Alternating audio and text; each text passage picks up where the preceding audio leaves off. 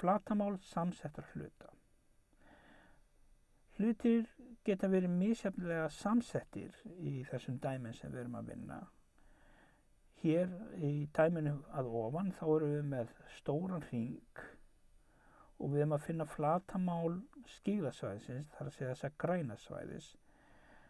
Það borgar sér hreinlega að finna flatarmál stóra hringsins, finna síðan flatarmál hvíta hringsins, þessa litla sem er hérna inni, og draga það flatarmál frá þessu græna. Þá stendur eftir flatarmál þessa skyggðasvæðis. Setjum þetta í formúlu. Þetta er sem sagt flatarmál skyggðasvæðisins er jafnt og flatarmál stóra hringsins, þessa græna, mínus flatarmál þessa litla hrings, þessa hvíta. Setjum þetta upp í algebruformi. Flatarmál stóra hringsins er radíus í öðruveldi sinnum pi. Og það er mínus flatarmál litla hringsins sem er líka radíus í öðruveldi sinnum pi. Setjum inn það sem við vitum. Nú, flatarmál stóra hringsins er 12, radíus stóra hringsins er 12.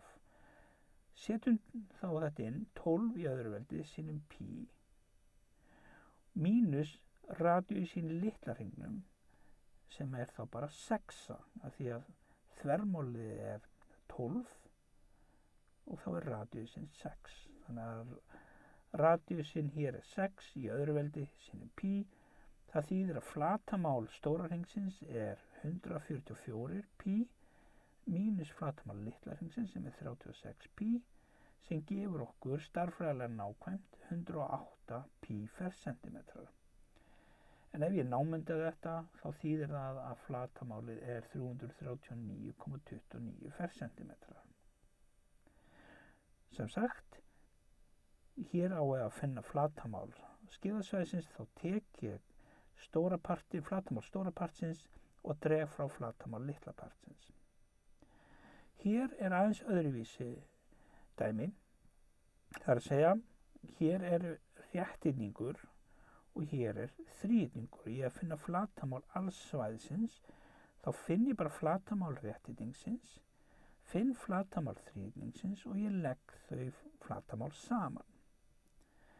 Þetta þýðir að ég set upp formúluna, flatarmál alls svæðisins er þá jafnt og flatarmál rétthyrningsins pluss flatarmál þríhyrningsins. Setjum þetta upp í algebruformi. Nú flatarmál rétthyrningsins er lengd sinnum breidd, sem sagt 12 sinnum 4, það er komið hér, pluss flatarmál þríhyrningsins sem er þá grunnlína sinnum hæð deilt með 2.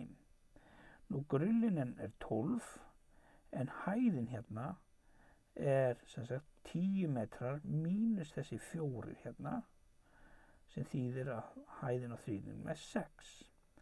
Þannig að flatarmál formúlan fyrir þríhyrningin er 12 sinnum 6 deilt með 2.